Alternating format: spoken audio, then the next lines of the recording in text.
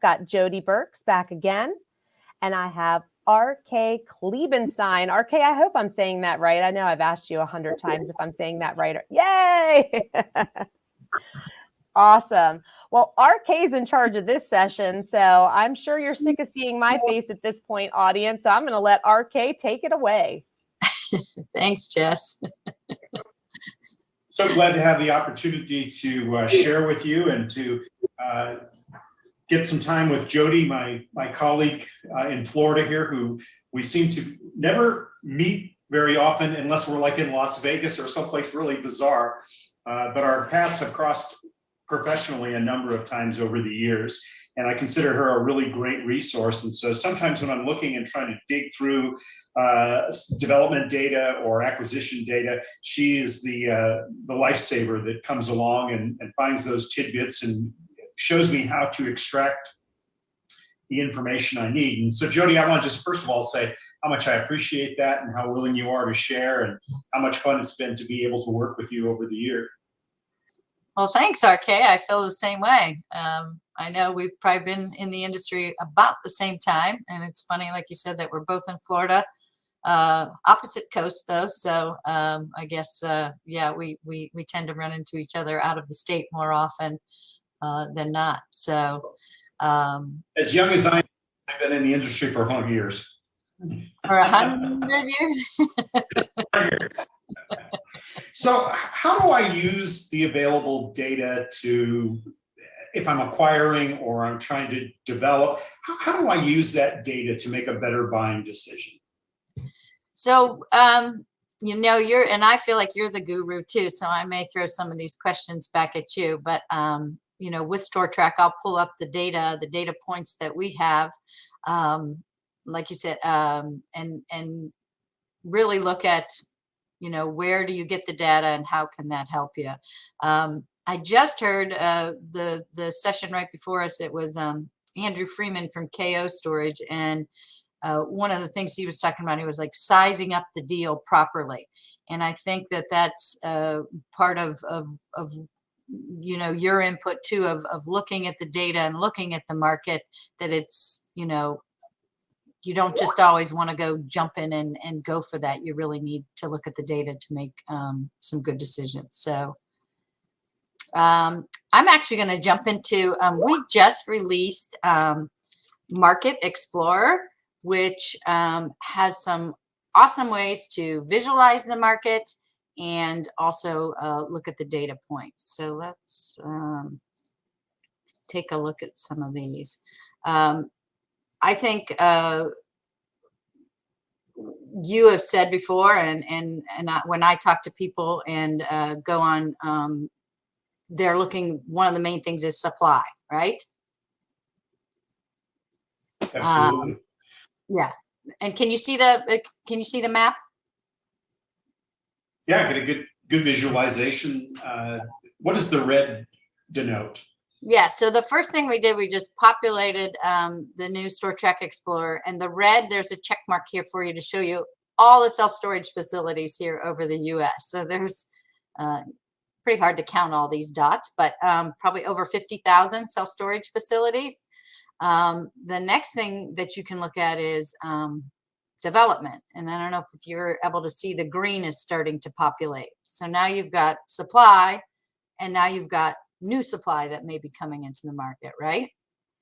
So just that's a really key part of that acquisition and development process, is understanding who the guys are that are on the horizon, because in my experience, they're the ones who are probably the most detrimentally influential to being able to raise rates or to get to your stabilization if you're sharing a market with a brand new competitor, particularly if they use very sophisticated revenue management tools. And I don't know about you, but in Tampa, I would especially think you would see it, that especially the larger operators who use those tools are more apt to create pretty big discounts on their rates coming in as they try and put what we call butts in the seats, and to populate the spaces with tenants. And then after that, the plan operationally which is really more in your bailiwick, is to try and preen those rates and get those customers who were put in at large discount up to street rate or push rate. And gosh, the number one thing you need to know is, do I have any of those, and where are they located relative to the site that I'm considering? Yeah, absolutely. And I guess that's, more on the competitive side. On the competitive data is, once we've identified the supply, is who is that, who is in the market. And then, like you said, I know from experience too, as being in operations, is, the REITs operate their properties differently than the smaller ones. And so looking at that data and finding more data about how they operate, how often they change their prices, are they using a concession or a discount?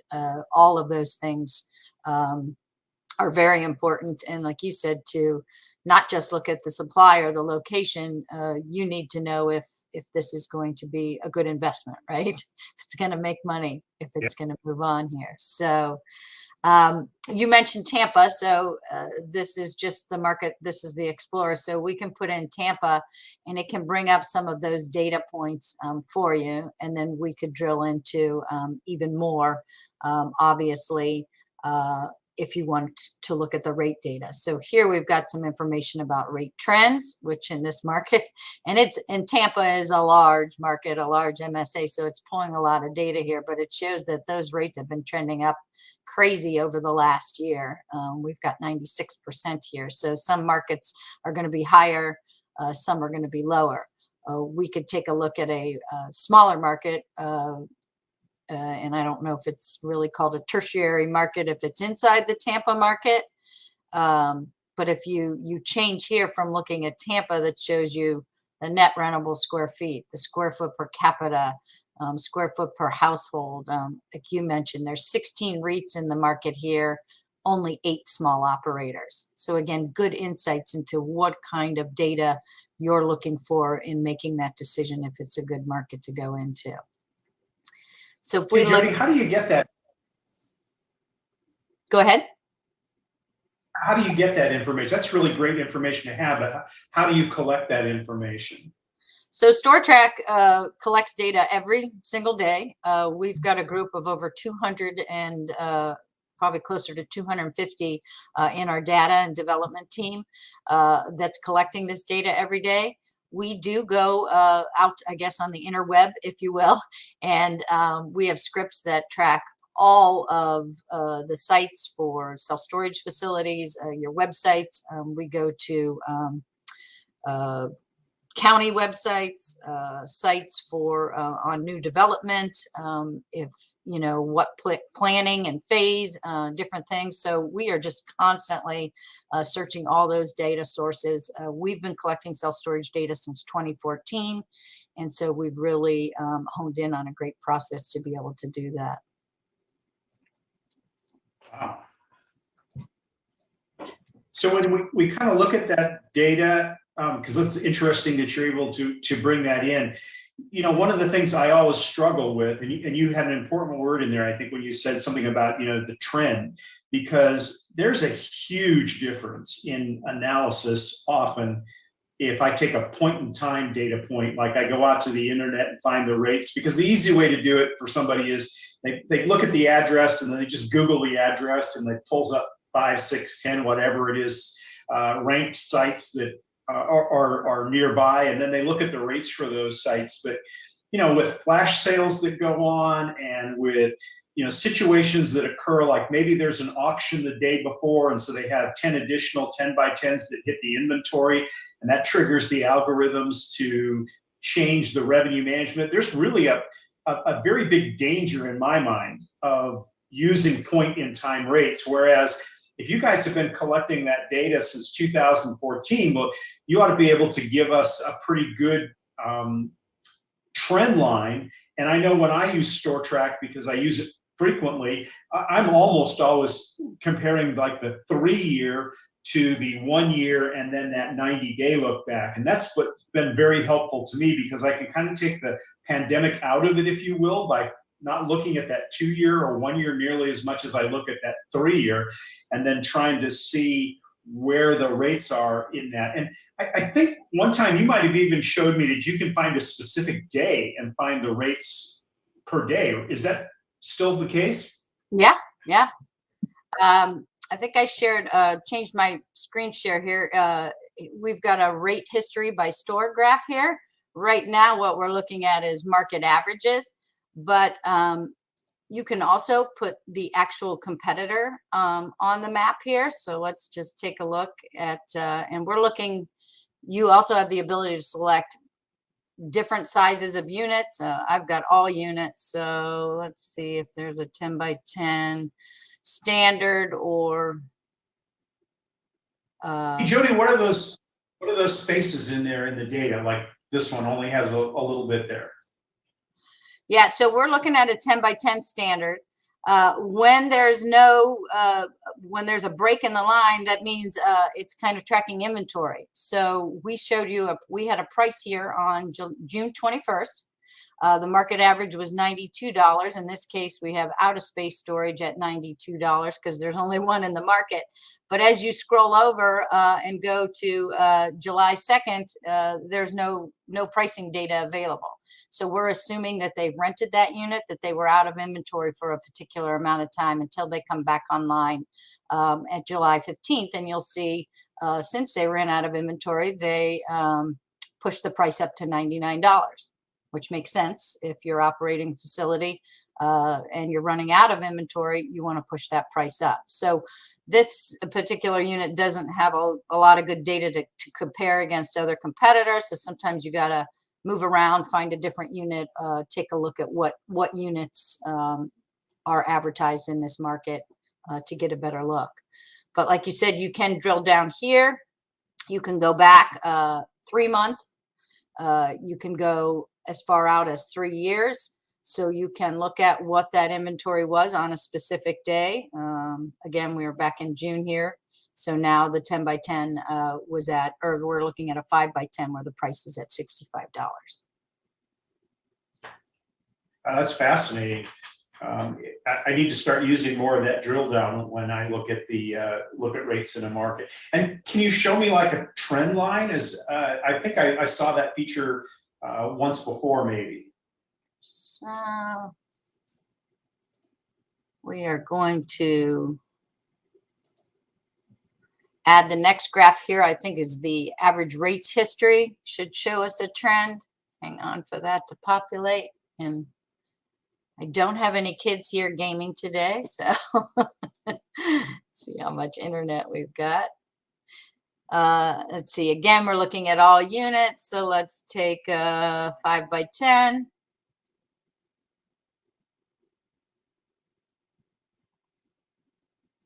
And you can see here, we're comparing against the national and the state total. So we're looking at Florida, so you can see the trend lines for Florida.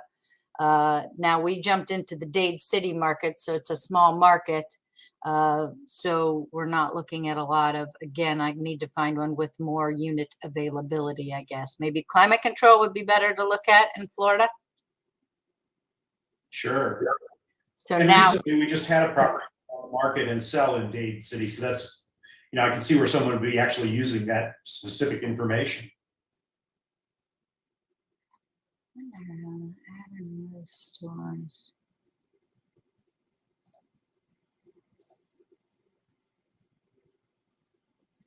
But having a trend line would enable us then to more accurately, I would think, predict where rates are going to go. If you can look at it and maybe even be able to see some, seasonality in it?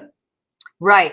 So we've got, if you, in this case, we're just looking quickly into Explorer and looking at a market here. If you see over here what I call on the side, these are all different widgets. So you're going to see where there's some graphs for you to use. There's some charts.